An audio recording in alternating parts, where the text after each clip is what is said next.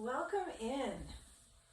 This is a self-care science practice. We're going to be working on doses of respiratory and inversion, wellness sequencing. I really feel like there's quite a bit of benefit when you change your body's relationship to gravity. And so I've compiled a brief, well, maybe not so brief, but a limited time of sequence that you could do little and often, because that's where you get the most benefit, is if you sprinkle it in throughout your week. So we're going to focus on lymphatic return in poses for a time. So I want you to start with getting some yoga props out. You're going to need a bolster, standard size, a couple blankets or towels, and I also want you to have 2 blocks, a belt that's already connected into a loop, so it should already be connected together, and if possible, a sandbag or a 5 to 10 pound bag of rice. Okay, so let's begin. We're going to start with a seat on the bolster, horizontal across the mat, and then add your block right in front of that bolster so that you're going to shift a little bit forward so that you are on the very edge of the block, right around your tailbone. Step the feet apart and then recline back and take the sand or rice, I'll just refer to it as the bag now, across the ribs. And you can start with the sand where the ribs intersect or above the belly at the solar plexus. I find both areas are pretty comfortable. Sometimes this idea of the rib intersection is not the most easeful with relaxing my nervous system, which is one focus in restorative yoga, is to reset. Okay, so as you stretch the legs down, see if you can get a reach of the thighs downwards.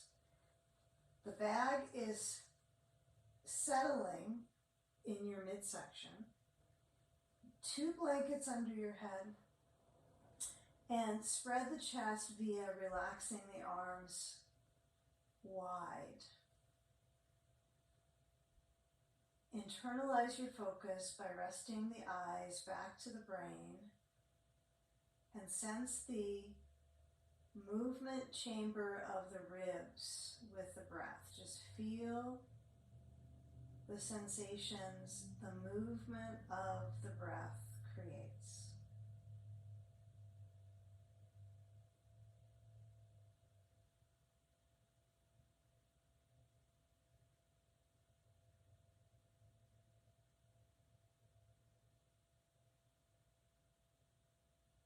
Just be.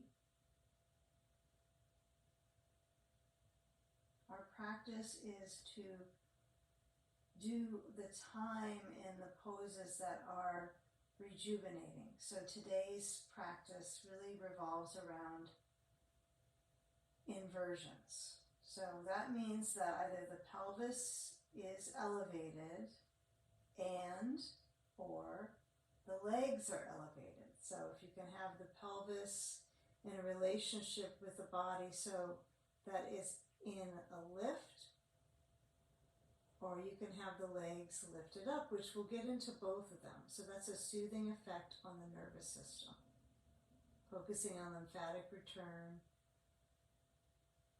But this beginning one is quite simple. It's just elevating the pelvis in a horizontal chest opener. Let the shoulders center back. The feet might turn out.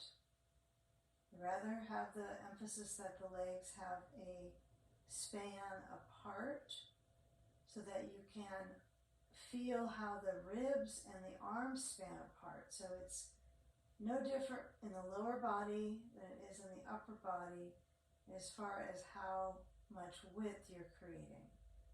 Quite intriguing.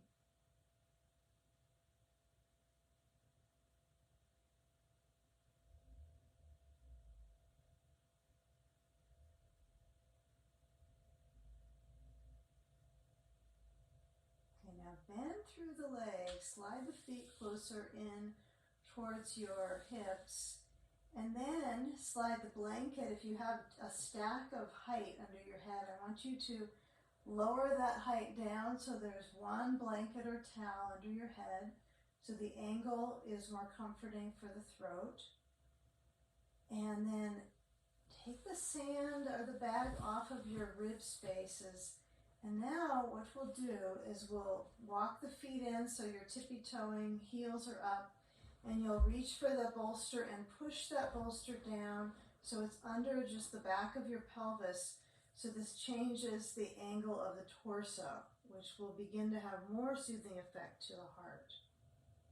Okay, so lift up the feet and shift your body, a little windshield wiper with the pelvis. And as you bring the legs up, feel where the awareness is with them motioning to each other. So when you're upside down, right, it's a change in gravity's flow, reversing the flow of blood from the extremities to the vital organs. So it's important that we have something under our pelvis. It could be lower height if this is a little frazzled for your hamstrings, but you have some lift in the torso to replenish the circulation, and really the emphasis is receiving the benefit and that lymphatic and venous return. A lymphatic return down through the lymph in the groins and that venous return back towards the heart. Okay? So let's get our belt, and we're going to have the belt, so be sure it's connected, it's buckled up, it's in a very big loop, and give the feet a few more moments to kind of tingle into the inversion, to feel all the way at the feet the awareness. Give yourself plenty of time. You can always stop the recording and pause for a little bit longer if you like. And then bend through both legs, so feel the hinge at the hips, and then slide that belt under the right foot, let the left leg lower down, okay? And then we'll keep it real simple today as far as the pacing. Like I mentioned, I want you to be able to do the practice often, so we don't want to make it too long, but feel the awareness when the leg is in that reach and the belt is at the ball of the foot. Okay, so pull straight down. Stimulate the circulation at the back of the leg, in the back of the pelvis.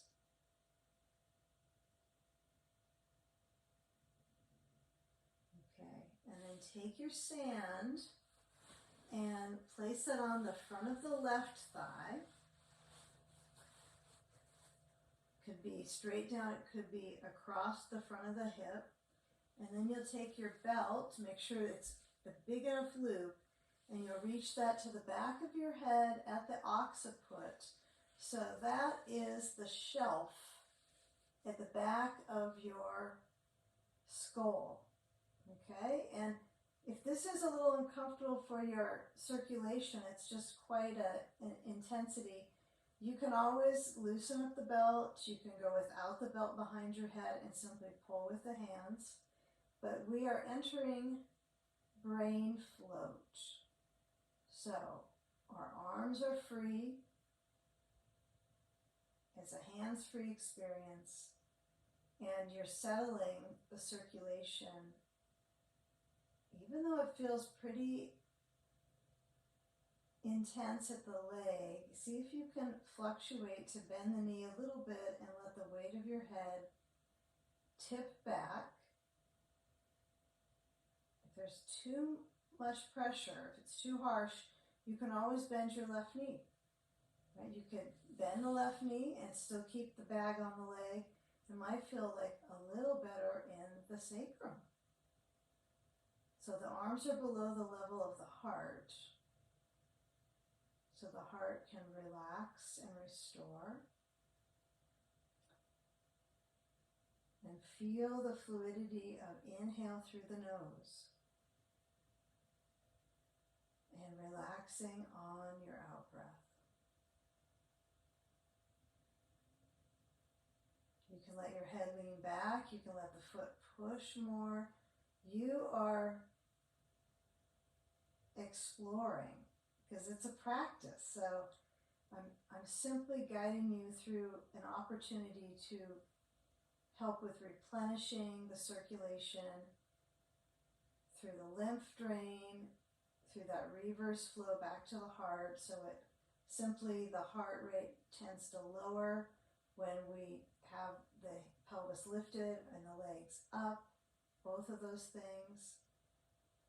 Right, it moves the blood back towards the chest area, and it's a little more relaxing for the heart. It doesn't have to pump it back to the feet because the leg is up. Right, it's draining back down. Okay, now shift the leg that's lifted. Let's just take the sand across the core and lift the left foot up. Hold on to the back of your head. Shift the right leg down. Change. So this time we'll start off with brain float, and you'll take the sand and slide it to the front of that right thigh and reset the belt so it's a little more pleasant if it slides up or down. And just respond with that exhalation, centering you.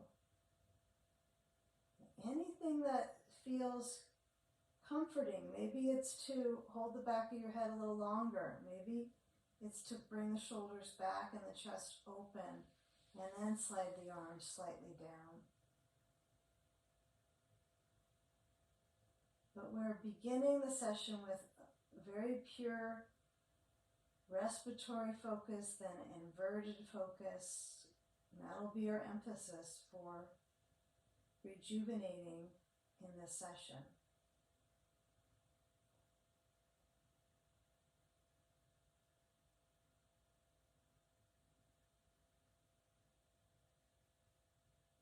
So feeling the sensation of chamber of the ribs with the breath. Let your head lean a little bit back so the neck doesn't get too much flexion. Feel a little bit of tone and traction.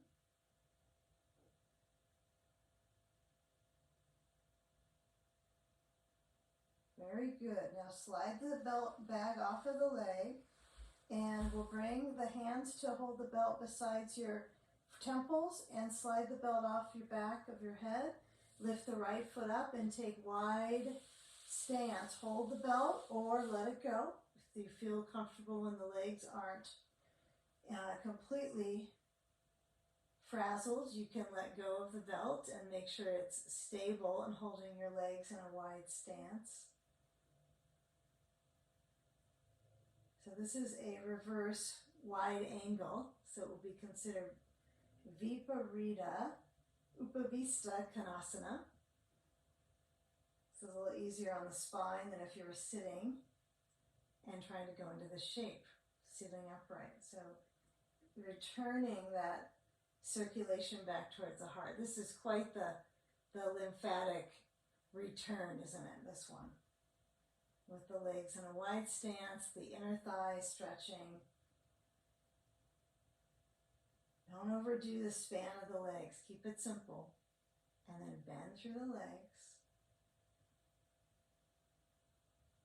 Reach to the belt, if you're not already holding it right now, and slide the feet so they push forward.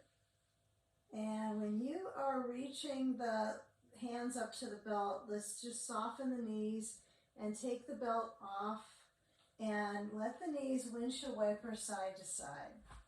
Okay, you'll need a block. You're going to place it between the knees so that it brings a little spacer to the lower back area. And let the knees shift side to side so that you're spanning and massaging around the low back, waist, and the kidneys. A little bit of circulation there. Okay, and notice how the ribs can span here. So when I go side to side, I start to feel some circulation in my ribs.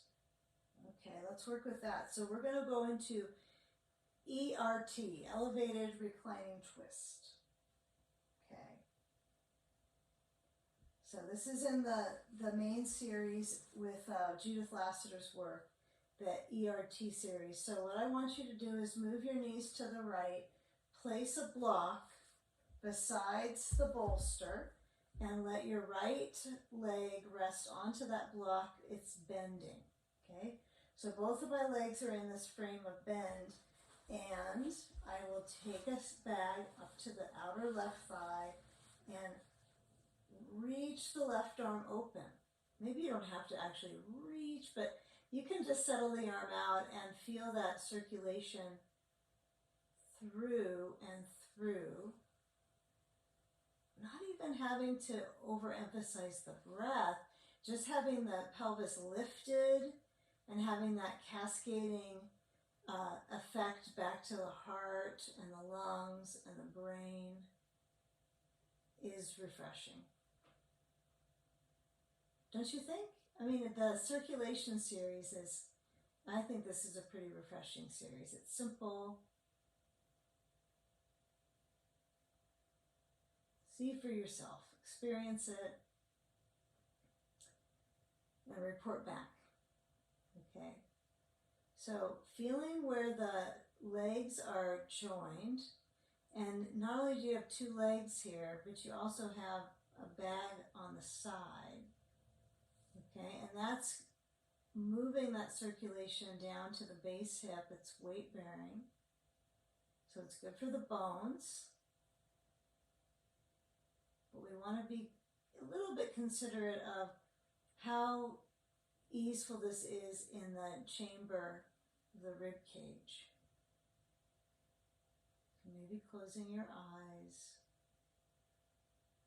letting your head tip over to the left side, let your right arm stretch out.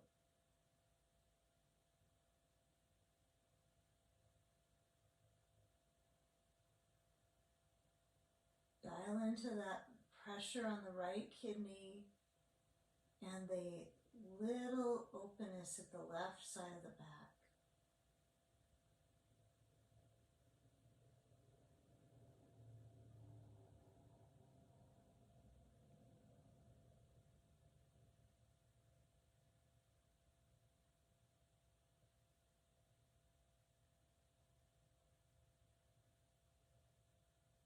Now head centers back in, and taking the other side, bag to the solar plexus, right above the belly area, block over to the left side besides the bolster, knees to the left, sand on the outer right thigh. Open the right arm, turn your head to the right.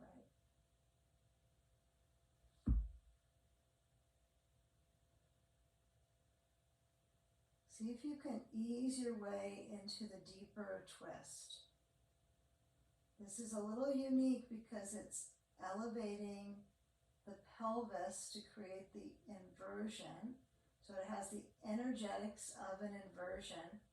And although our restorative inversions are a little more easeful than you might think of when you consider inversions, like that's a headstand, a handstand, but you can't stay in those for a very long time.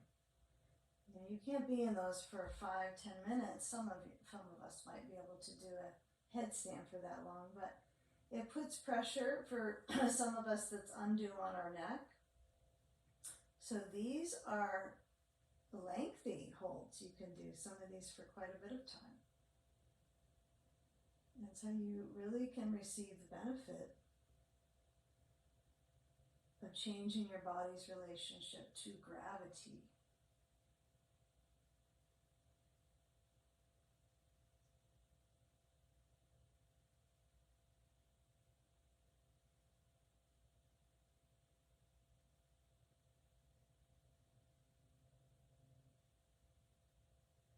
Now, if your head is kind of in between it all,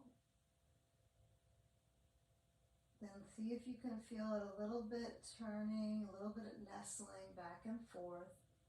But as you explore the range of motion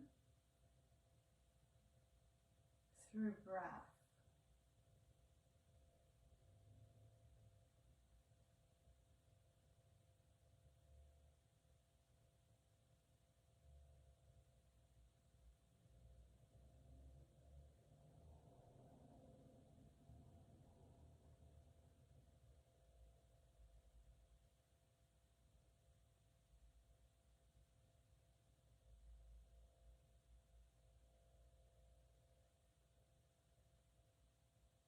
you now slide the sand off, and you'll start to transition by rolling to the left and slide down to go away from the bolster for a moment. And forgot to mention we want a little wall space today for our final inversion. So I want you to have a wall space for your legs up.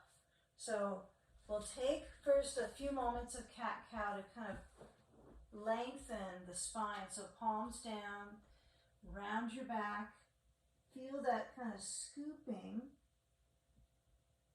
that spoon effect through the spine, that strong movement with breathing and arching, chest forward, and then hollowing and rounding. Manage the control. Feet can be together or apart. Okay, now feel when you come to neutral. You'll stretch the hips back. Take a moment when your hips reach towards your feet. If this is too dramatic on your knees, keep your hips higher. Let your hands reach forward and your forehead down to your bolster. And if you're back towards the heels, let your arms be on the bolster so it's a little easier on the circulation in the shoulders.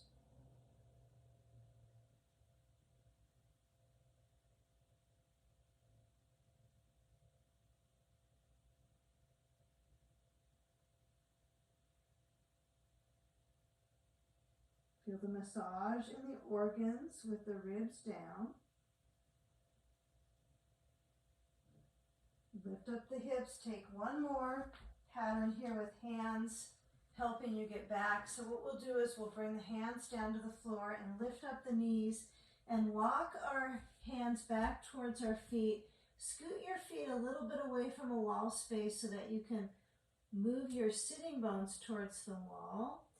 And invert the body, letting your head lower down below your heart. You can have your hands on your bolster because we are going to use it when our legs go up the wall next, but you can also have your hands down to the legs, either clutching the back of the legs or holding your elbows. But feel that you're in service to the circulation, to the heart, to the brain. Let your head nod a little side to side. And any of these shapes that you want to pass, you can always speed ahead on the recording and go to the next pose. If this one doesn't serve you well, that's always okay.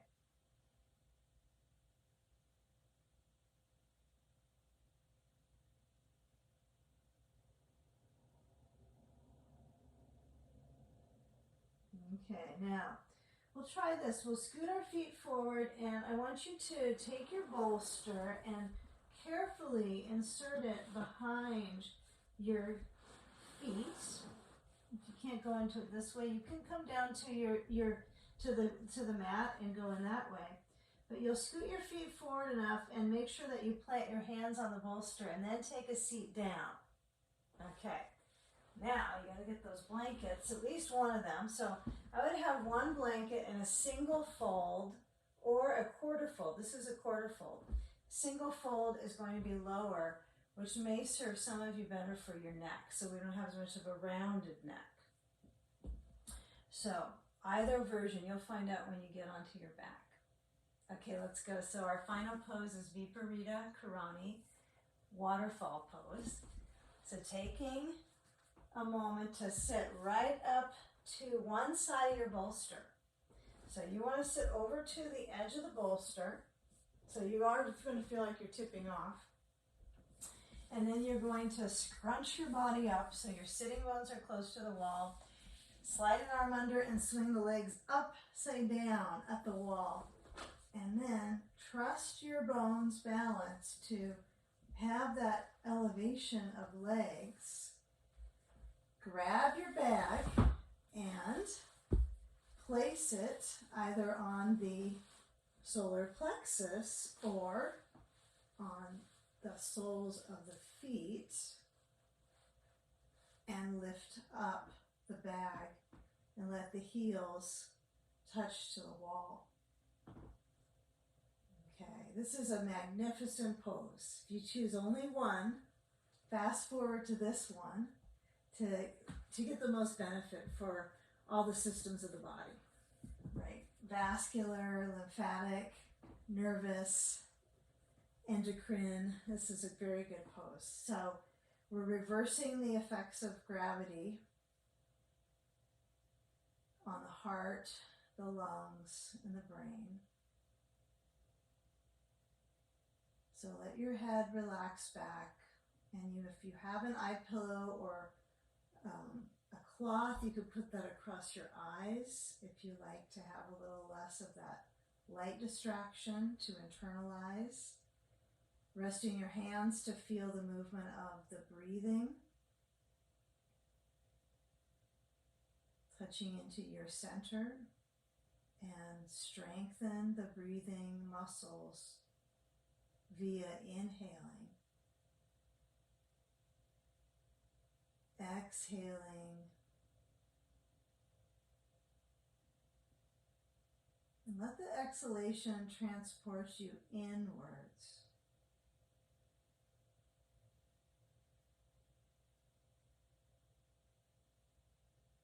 Feel if you need to move your hands to the floor or you need to let your head nod side to side. Just respecting your body's wisdom with the fluidity of breath.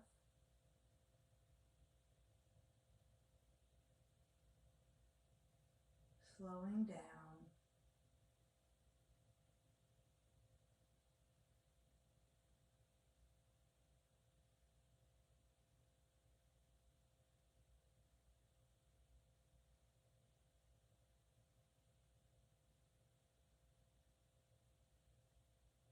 Scan the weight of your skull. Feel like there's just the right amount of traction. So if you don't feel enough traction on the neck, you can always take the blanket and fold it one more time, slide it right up to the base of the neck. Not under the shoulders, just the neck. Some of us might feel this is good for the moment. Sometimes it's just a little too much. You want just a tiny bit of that crease. So you'll discover what is the most supportive angle by just checking in with your nervous system. Does that feel too much stimulation? Is it just the right amount for my neck? It's interesting to observe what is too much stimulus for the nervous system, even in a practice. You don't want to overstretch. You want to feel supported with these relationships with gravity that we explore in this session.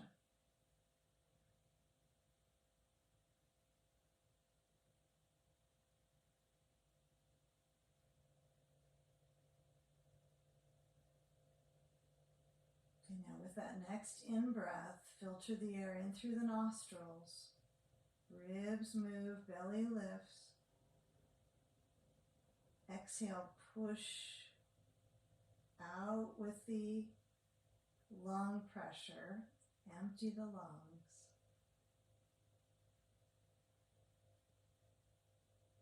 Sometimes the enthusiasm fizzles with the breath. So find just a regular, good old pace. And then start to move the feet off of the wall and bend your knees. Let the back give a nice stretch and then reach the hands up to the sand. Slide that away or toss it overhead. And as you feel the knees in that hinge of the hips and the knee joints, let's just take a simple kind of bow into the body so you feel that even on your back, there's this kind of stretch through the spine, this gentle tug at the heartstrings. It's an interesting position for the heart. If the feet feel a little tingly, give them a few more moments of tingle, tingle, tango through the feet. That circulation spark. All right, let your eyes open, let your body roll from side to side, and then find a moment when you can keep that tight shape with the knees bending, roll to one side, and use your hands and then the circling of the spine and the arms to bring yourself back up to sitting next to the wall on your bolster. I want you to take a moment where you align for the spine and the mind to be up from it. And relax your chin, relax the face, and bring the hands up to meet at the base of the heart. Inhaling and exhaling, bowing into your heart. Thank you. All right, I hope that felt like a good self-care session, primarily focusing on supported inversion. So we went through a horizontal chest opener to an elevated leg, to some elevated reclining twists, and then back into a little bit fuller of a restorative inversion at the end.